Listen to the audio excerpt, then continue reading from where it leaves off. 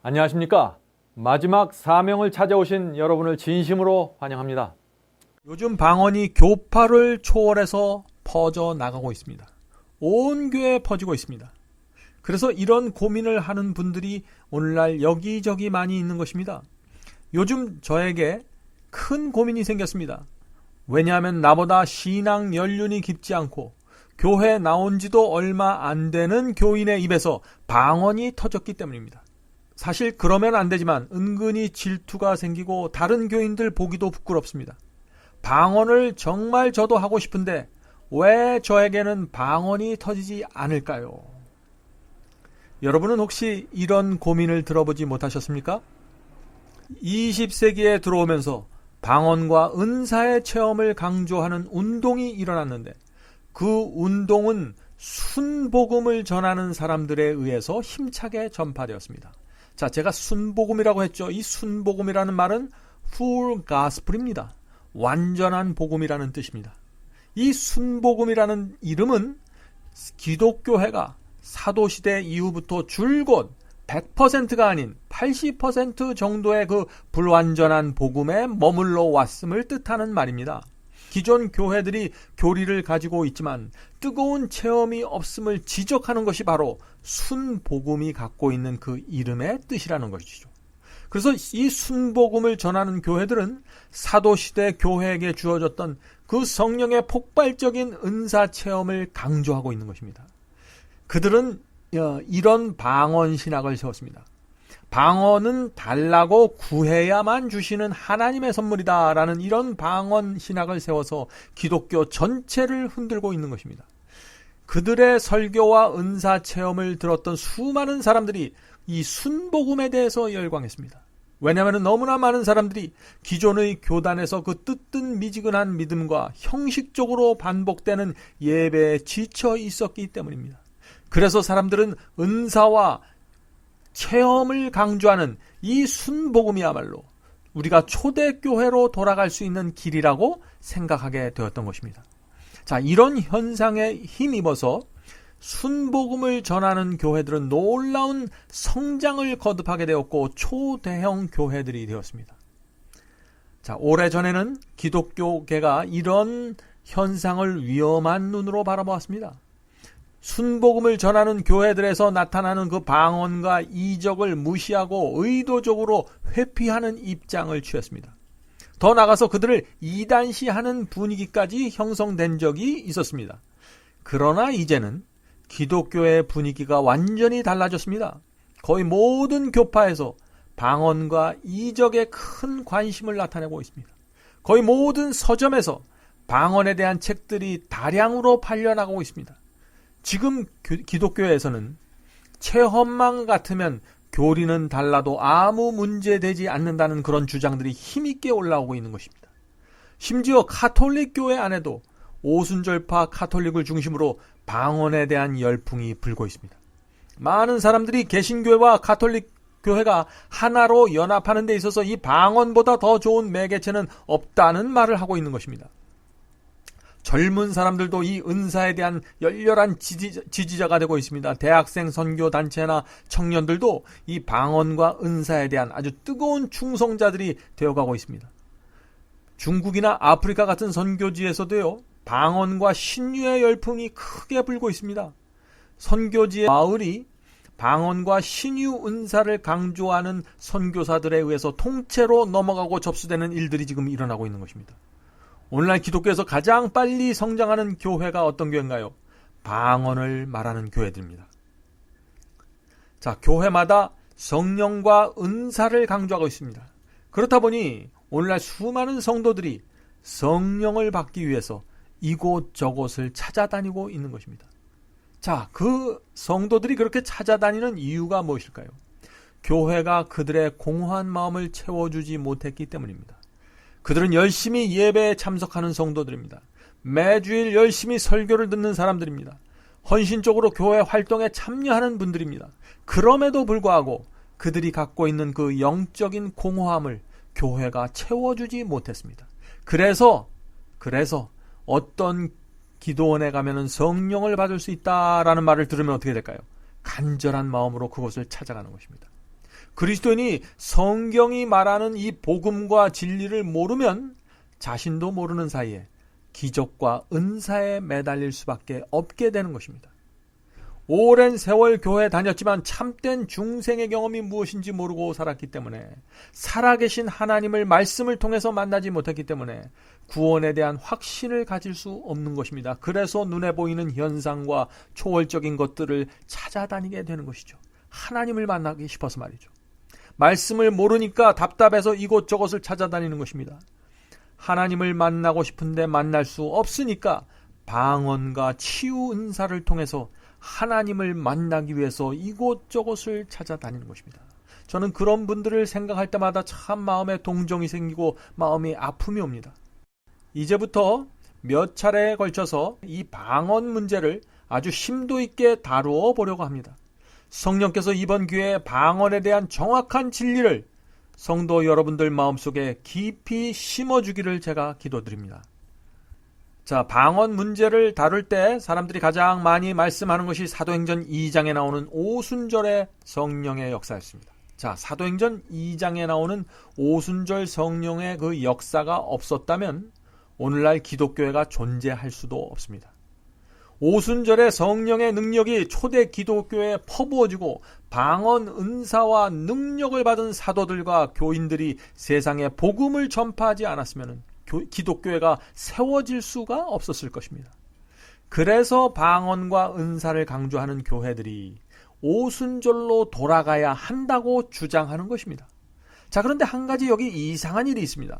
그것은 오늘날 방언을 하는 사람들은요, 그들이 하는 방언의 근거를 이 사도행전 2장에 나오는 이 오순절에서 찾는 것이 아니라 다른 곳에서 찾습니다. 다른 곳이 어디냐 하면은요, 고린도전서 14장에서 이 방언에 대한 성서적 근거를 찾고 있는 것입니다. 자, 방언을 강조하는 수많은 서적들도 오늘날 교회에서 하는 그 방언의 근거를 사도행전에서 찾아보는 경우가 거의 없습니다. 자, 왜 이런 일들이 생길까요?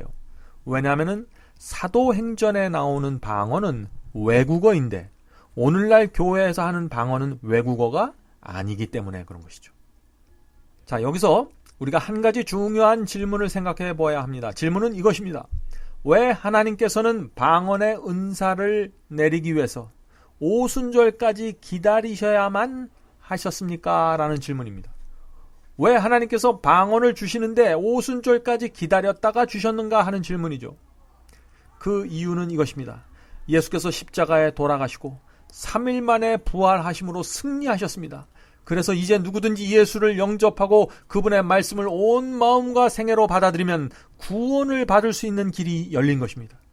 인류를 구원하기 위해서 하나님의 아들을 이 땅으로 보낸 그 하나님과 천사들에게 이 십자가와 부활의 사건은 우주적인 사건입니다. 6000년 지구 역사에서 하이라이트가 되는 최대 사건입니다. 그래서 하나님께서 이 십자가의 복음을 온 땅에 전하시기 원하셨던 것입니다. 그래서 내 독생자 때문에 이제는 인간들이 살 수 있는 길이 열렸으니 이제 이 복음을 전해야 한다 하는 그 간절한 소원이 하나님 마음속에 있었던 것입니다. 그래서 그 십자가 사건 이후로 50일을 기다렸다가 성령을 부어주셨는데 그날이 바로 오순절이었다는 것입니다. 자, 그런데 그 오순절에 어떤 일이 있었길래 하나님께서 그날까지 기다려야 했을까요? 자, 이 문제를 한번 살펴보겠습니다. 사도행전 2장 5절부터 11절에 그 이유가 나타났습니다. 이 사도행전 2장 5절부터 11절의 이 말씀은 그 방언에 대한 아주 중요한 성경절입니다. 먼저 사도행전 2장 5절부터 하나씩 살펴보도록 하겠습니다. 사도행전 2장 5절입니다. 그때, 여기서 그때는 오순절을 얘기하는 것입니다. 오순절에 경건한 유대인들이 천하 각국으로부터 와서 예루살렘에 우거하더니, 자, 이 말씀이 무슨 말입니까? 오순절이 되면서 천하 각국에 흩어져 살던, 여러 나라에 흩어져 살던 경건한 유대인들이 오순절을 지키기 위해서 지금 예루살렘에 모여들은 것입니다. 수많은 사람들이 모여들었습니다. 외국에서 온 유대인들은요, 오순절을 마치면 다시 각자의 나라로 돌아가게 되는 것입니다. 이 사람들은 왜냐하면 외국에 나가서 이민 가서 살던 사람들이었기 때문에 그런 것이죠. 나사렛 예수가 메시아며 그분께서 무덤에서 부활하여 하늘로 승천했다는 이 복음을 이 천하 각국에 전파할 수 있는 절호의 기회가 바로 오순절이었다 하는 것입니다. 이 천하 각국에서 여러 나라에서 이 경건한 유대인들이 오순절을 지키기 위해서 왔기 때문에 이들에게 복음을 주고 받아들이게 하면은 각자 자기 나라로 돌아가면 복음이 순식간에 수많은 나라에 전파될 수 있다 하는 것이죠. 그래서 하나님께서 이 오순절을 그렇게 중요하게 여기셨고 오순절에 성령을 주셨다 하는 것입니다. 자, 계속해서 말씀을 읽어보죠. 사도행전 2장 6절입니다. 사도행전 2장 6절입니다. 이 소리가 나매 큰 무리가 모여 각각 자기 방언으로 제자들이 말하는 것을 듣고 소동하여. 자, 여기 보면은요, 이 큰 무리가 모여서 이 제자들의 설교를 들었는데 각각 자기의 방언으로 들었다고 했습니다. Speak in his own language입니다. 자기의 언어로 알아들었던 것입니다. 자, 이게 무슨 말인가요? 우리가 미국에 이민 간 그 한인 교포 2세, 3세들을 보면요, 모국어를 잃어버리고 영어가 자신의 언어가 된 모습을 우리가 보게 되는 것입니다. 그와 마찬가지로 천하 각국으로 이주한 이 유대인들도 세대가 바뀌면서 모국어를 잊어버렸거나 매우 서툴게 되었던 것입니다. 그래서 오순절에 하늘로부터 방언의 은사가 내려지게 된 것입니다. 하나님께서 제자들에게 방언의 은사를 주셔서 여러 나라에서 모인 사람들이 각각 자기의 언어로 설교를 알아들을 수 있도록 역사하셨던 것입니다. 사도행전의 저자는 이 장면을 가리켜서 제자들이 말하는 것을 듣고 소동했다라고 기록하고 있는 것입니다. 틀림없죠? 분명하게 말하는 것을 듣고 소동한 것입니다. 제자들은 많은 교육을 받지 못한 사람들입니다. 그들은 어부들이었고 세리였습니다. 그들은 외국어를 배웠거나 습득한 적이 전혀 없던 사람들입니다. 그런 제자들이 유창한 외국어를 구사해서 복음을 전하자 사람들이 깜짝 놀라게 된 것이죠. 자, 그 다음에 말씀 읽어보겠습니다. 사도행전 2장 7절 8절 말씀입니다. 다 놀라 기이 여겨 이르되 보라, 이 말하는 사람이 다 갈릴리 사람이 아니냐. 우리의 각 사람의 난 곧 방언으로 듣게 되는 것이 어찌미뇨. 자, 이 무슨 말씀입니까? 갈릴리가 고향인 제자들이 여러 나라의 말로 설교를 하니까 그 자리에 모인 사람들이 깜짝 놀랐던 것입니다. 네? 어떻게 저 무식한 갈릴리 사람들이 이렇게 여러 나라의 방언으로 설교를 할 수 있을까 하는 생각을 하는 거죠. 분명한 사실은 하나님께서 이 오순절에 제자들에게 주셨던 이 방언은 사람들이 알아들을 수 있었던 방언이었다는 것입니다. 여러 나라들로부터 온 청중들이 제자들의 설교를 자신의 고향말로 알아들었다고 했습니다. 자, 그래서 우리가 우리 각 사람의 난 곳 방언으로 듣게 되는 것이 어찌미뇨라고 기록했던 것이죠. 제자들이 그렇다면 몇 개의 나라의 방언으로 복음을 전했을까요? 그 오순절 날에. 그 말씀을 읽어보겠습니다. 사도행전 2장 10절 11절입니다.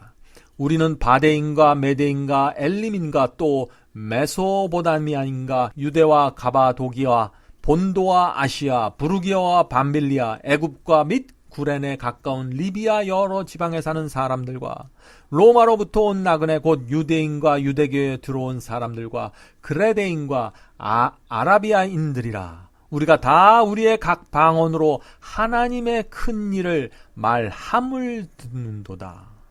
분명하죠? 그 당시 중동과 소아시아와 유럽에 흩어져서 살던 유대인들, 또 유대 교회를 받아들인 이방인들이 오순절 지키기 위해서 다 예루살렘에 모였습니다. 그래서 하나님께서 오순절을 택하셔서 방언의 은사를 제자들에게 내려주신 것입니다. 제자들은 그날 자신이 방언의 은사를 받게 될 거라고 전혀 기대하지도 않고 생각지도 못했습니다. 그것을 달라고 요청하지도 않았습니다. 은사는 그런 것입니다. 은사는 하나님께서 당신의 목적과 섭리를 이루시기 위해서 방언이라는 은사를 나눠주시는 것입니다. 이것은 하나님께서 주시는 선물이지 내가 무엇을 달라, 내가 이것을 달라, 저것을 달라, 그리고 애쓰고 떼쓰는 것이 아닙니다. 자, 사도행전 2장 말씀에 따르면 적어도 15개 이상의 다른 언어를 쓰는 사람들이 오순절날 이 예루살렘에 모였던 사실을 우리가 알 수 있습니다.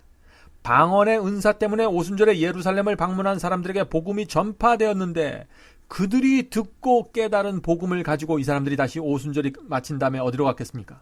자기가 살던 고향 땅으로 돌아간 것입니다. 이 사도행전에 이런 말씀이 있죠. 우리가 다 우리의 각 방언으로 하나님의 큰 일을 말함을 듣는도다. 이 방언이요, 반드시 소통할 수 있는 언어이어야 하는 이유는 방언을 주신 목적이 뭡니까? 하나님의 목적이 무엇이에요?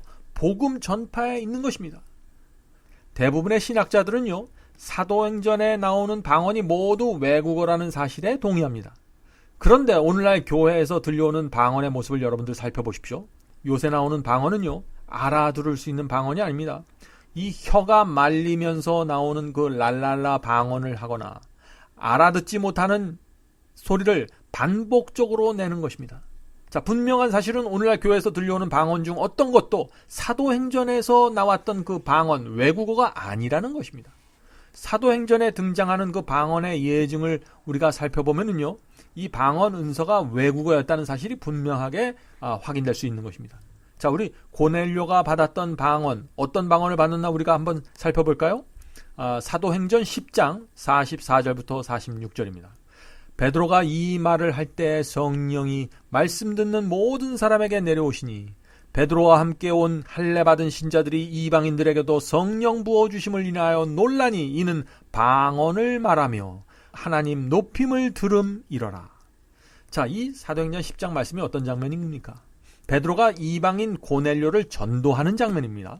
이 항상 방언은 전도하는 장면에서 내려왔습니다. 오순절 때도 마찬가지죠. 전도하는 장면이었습니다. 이방인 고넬료는 로마 사람이었습니다. 그런데 이 베드로는, 복음을 전하러 갔던 베드로는 유대인이었죠. 그래서 아람어를 사용했습니다. 그래서 베드로가 고넬료를 만났을 때 두 사람 사이에는 언어 장벽이 있었던 것입니다. 바로 이런 상황에서 성령께서 고넬료와 그 집안 사람들에게 내려오셔서 방언을 주신 것입니다. 자, 어떤 일이 일어났습니까? 그곳에 있던 유대인들과 베드로는요, 고넬료와 그 집안 사람들이 하는 말을 이해할 수 있게 되었습니다. 사도행전의 저자는 바로 그것을 가리켜서 어떻게 얘기했어요? 방언을 말하며 하나님을 높임을 들었다고 지금 기록했던 것입니다. 자, 베드로도 고넬료와 집안 사람들이 받은 그 방언에 대해서 또 이렇게 기록했어요. 사도행전 11장 15절입니다. 내가, 여기서 나는 베드로입니다. 베드로가 말을 시작할 때 성령이 저희에게, 저희는 고넬료와 집안 사람들에게 임하시기를 처음 우리에게 하신 것과 같이 하는지라. 자, 이 말씀이 무슨 뜻입니까? 고넬료와 그 집안 사람들이 받은 방언은 제자들이 처음 받았던 그 방언과 똑같다는 것입니다. 그래서 처음 우리에게 하신 것과 같은지라 라고 지금 베드로가 듣고 놀란 것입니다. 제자들에게 오순절날 내려진 그 방언이 알아들을 수 있는 외국어인데 바로 그 방언이 고넬료와 그 가족들에게 내린 것입니다. 그래서 처음 받았던 그것이 저들에게도 내렸더라라고 말하는 것이요. 같은 성령이라는 것입니다. 자, 사도행전 4장에도 2장의 그 오순절과 아주 비슷한 장면이 나옵니다. 그 장면을 보면 이렇게 되어 있죠. 사도행전 4장 1절, 4절, 31절을 제가 읽겠습니다. 사도들이 백성에게 말할 때, 여기서 사도들이 백성에게 말한다는데 여기 나오는 백성은 이스라엘 백성들입니다. 유대인들입니다. 사도들이 백성에게 말할 때 말씀을 들은 사람 중에 믿는 자가 많으니 남자의 수가 약 5천이나 되었더라. 빌기를 다음에 모인 곳이 진동하더니 무리가 다 성령이 충만하여 담대히 하나님의 말씀을 전하니라. 자, 5천 명이 되는 사람들이 이때 모였습니다. 사도행전 4장에. 또 장소가 흔들렸다고 했습니다. 이 사람들이 성령으로 감동되었다고 했습니다. 어떤 장면입니까? 오순절에 일어났었던 바로 그 장면과 아주 유사한 장면이죠. 그런데 이 장면에서는 방언의 은사가 내리지 않았습니다. 자, 왜 그곳에는 방언의 은사가 내리지 않았을까요? 성령께서 충만하게 임하시고 그곳이 흔들리면서 남자 수가 5천이나 이렇게 말씀을 듣는 사람들이 모였습니다. 그런데 그곳에서는 방언의 은사가 내리지 않았어요. 왜 그럴까요? 그곳에는 다른 언어를 쓰는 외국인이 없었습니다. 사도행전 4장을 읽어보면 그 장면에 있는 사람들은 유대 백성과 유대 지도자들과 관원들이라고 했어요. 그러니까 베드로가 사도들이 유대인 말 이외에 다른 외국어를 할 필요가 없었다는 것이에요. 설교자와 청중이 모두 같은 말을 쓰는 유대인이었기 때문에 외국어 방언이 필요 없었던 것이다 하는 것이죠. 자, 사도행전 1장 8절의 말씀을 읽겠습니다. 사도행전 1장 8절입니다. 오직 성령이 너에게 임하시면 너희가 권능을 받고 예루살렘과 온 유대와 사마리아와 땅끝까지 이르러 내 증인이 되리라. 자, 여기에 질문이 있습니다. 이 지금 땅끝까지 내 증인이 되리라 했으면 땅끝까지 가서 복음을 전파해야 됩니다. 땅끝까지 가려면 여러 민족과 족속과 방언들과 접촉하게 되는 것이죠. 그런데 외국어를 할 줄 모르는 사람이 어떻게 땅끝까지 복음을 전파할 수 있을까요? 왜냐하면 하나님께서 복음 전파자들에게 성령의 큰 능력과 함께 방언의 은사를 주실 것이기 때문에 예수께서 말씀하신 이 땅끝까지 복음을 전파하라는 그 예수 그리스도의 명령이 가능해지는 것입니다. 그래야만 주의 종들이 예수의 증인이 되어 전 세계를 돌아다니면서 중국과 아프리카, 남미를 다니면서 복음을 전할 수 있게 되는 것입니다. 아주 드문 경우지만은 지금도 아프리카나 오지에서 복음을 전할 때 이 외국어 방언의 은사를 받아서 말씀을 전하는 기적이 일어나는 사실을 우리가 간증을 통해서 접할 수 있습니다.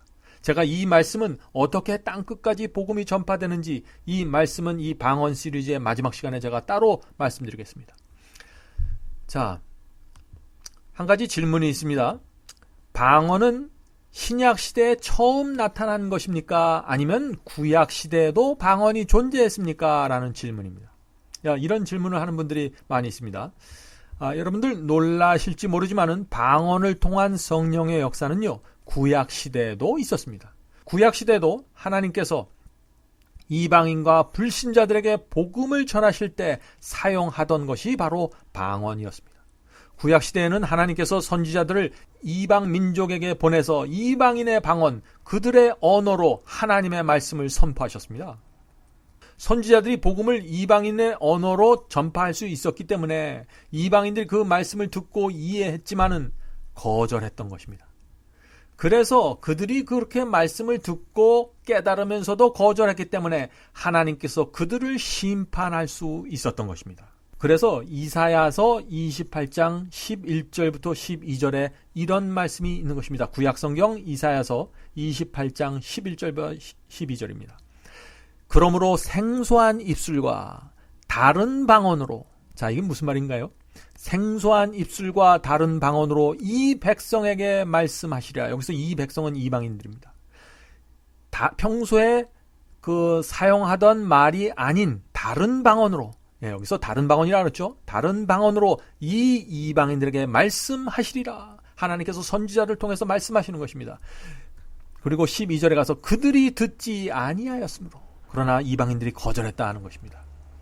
자, 그런데 이 사도 바울은 이 이사야에서 나온 이 말씀을 이용해서 고린도전서 14장에 나오는 그 유명한 방언장에 대한 말씀을 주시는 것입니다. 고린도 교인들이 하던 그 알 수 없는 방언을 책망하면서 바로 이 말씀을 사용했습니다. 자, 그 말씀을 읽어볼까요? 고린도전서 14장 21절부터 22절입니다. 율법에 기록된 바, 여기서 율법에 기록됐다 하는데 이 율법은 이사야서를 말하는 것입니다. 율법에 기록된 바 주께서 가라사대 내가 다른 방언하는 자와 다른 입술로, 똑같은 표현이 나오죠. 이사야에서 쓰였던 똑같은 표현입니다. 다른 방언과 다른 입술로 이 백성에게 말할지라도 저희가 오히려 듣지 아니하리라 하였으니, 그러므로 방언은 믿는 자들을 위하지 않고 믿지 아니하는 자들을 위한 표적이나, 예언은 믿지 아니하는 자들을 위하지 않고 믿는 자들을 위함이다. 자, 여기 좀 이 말씀을 제가 좀 정리해 보겠습니다. 이사야에서 하나님께서 선지자들을 통해서 이방인에게 복음을 전할 때 생소한 입술과 다른 방언을 선지자들에게 주셔서 그 백성들에게 말씀을 전파했다고 했죠. 그런데 이 사도 바울은 바로 이사야서에 나온 바로 그 말씀을 인용하여다가 내가 다른 방언으로 다른 입술로 이 백성에게 말할지라도 하면서 구약 성경을 언급한 다음에, 그러므로 방언은 믿는 자들을 위하지 않고 믿지 아니하는 자들을 위한 표적이다라고 말씀했던 것입니다. 방언의 용도가 뭐예요? 방언의 용도는 믿지 않는 자들을 위한 것이다 하는 것이에요. 사도 바울은 이 방언의 용도에 대한 분명한 지침을 남겼습니다. 고린도전서 14장 22절입니다. 방언은 믿는 자들을 위하지 않고, 믿는 자들을 위한 게 아닙니다. 방언은 믿지 아니하는 자들을 위한 표적이나 예언은 믿지 아니하는 자들을 위하지 않고 믿는 자들을 위함이다. 자, 말이 좀 꼬이고 어렵죠? 간단하게 요약하면 이것입니다. 방언은 믿지 아니하는 자들, 불신자들을 위한 표적이다 라고 말하는 것이요. 그러나 예언은 믿는 자들을 위한 것이 예언이다 하는 것입니다. 자, 방언은 믿지 않는 자들을 위한 표적이라고 했는데 이 말씀이 무슨 뜻인가요? 예수께서는 복음 전파를 12 제자들의 어깨 위에 올려놓으시고 하늘로 승천하셨습니다. 그러나 제자들은 제대로 된 교육을 받지 못한 아주 평범한 사람들이었습니다. 그들의 능력으로는요, 이 언어 장벽을 뛰어넘을 수가 없습니다. 그래서 여러 민족들에게 복음을 전파할 수가 없었던 것입니다. 바로 그 문제를 해결하기 위해서 하나님께서 방언의 은사, 이 외국어 능력을 제자들에게 내려주신 것입니다. 기적적으로 내려주신 것이요, 연습한 것이 아닙니다. 복음이 모든 민족과 족속에게 전파할 수 있도록 섭리하시고 역사하셨던 것입니다. 이 방언의 은사가 가지고 있는 또 하나의 특징은요, 연습해서 하는 것이 아닙니다. 오늘날 교회에서 방언의 은사를 준다 그러면서 자꾸 교인들을 연습시키죠. 턱을 떠들어주고 목을 쳐줘서 자꾸 방언을 연습시켜주는데, 연습해서 얻는 기술이 방언이 아닙니다. 그건 순전히 하늘로부터 내려온 능력입니다. 갈릴리 사람들, 갈릴리 말을 하는 이 제자들이 유창한 외국어로 이방인들에게 복음을 전하게 된 것입니다. 방언은 그래서 불신자와 믿지 않는 사람들에게 놀라운 이적이 되었던 것입니다. 이 이방인들, 설교 말씀을 듣는 이 이방인들 마음속에 어떤 생각이 들었을까요? 이 방언을 저 사람들이 하는 거 보니까 이 복음이 하늘로부터 내려왔구나 하는 그 표적으로 이 이방인들 마음속에 새겨지게 되는 것입니다. 그래서 그 당시 한 번 설교에 수천 명이 복음을 받아들이고 회개하는 역사가 일어났던 것입니다. 표적을 보았기 때문에 말씀이죠. 사도행전 2장 38절 41절에 그래서 이런 말씀이 있는 거죠. 베드로가 가로되 너희가 회개하여 그 말을 듣는 사람들은 침례를 받으매 그날의 제자의 수가 3,000이나 더하더라. 베드로가 한 번 설교했을 때 3,000명의 제자가 생겼습니다. 어떻게 해요? 왜요? 표적으로 받아들였습니다. 이 방언을. 그러나 오늘날 방언은 어떻습니까? 교회 밖에 나가서 전도하기 위해서 쓰는 것이 아니라, 이방인들을 위한 전도가 아니라 교회 안에서만 사용하고 있는 것입니다.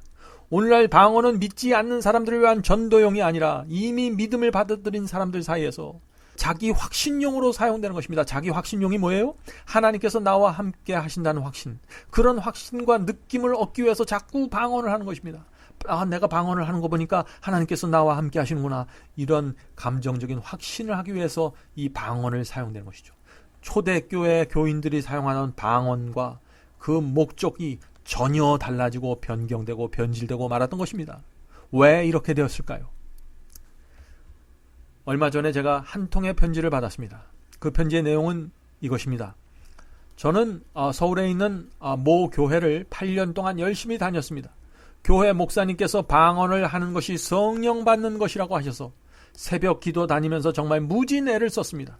그러던 어느 날 드디어 저에게도 방언이 터졌습니다. 처음에는 랄랄라 방언 수준이었지만 이제는 날마다 주여 주여 주여를 삼창하면은 와카라바라 샤카말라 니카말 하는 이런 소리가 나오면서 혀가 돌아가게 됩니다.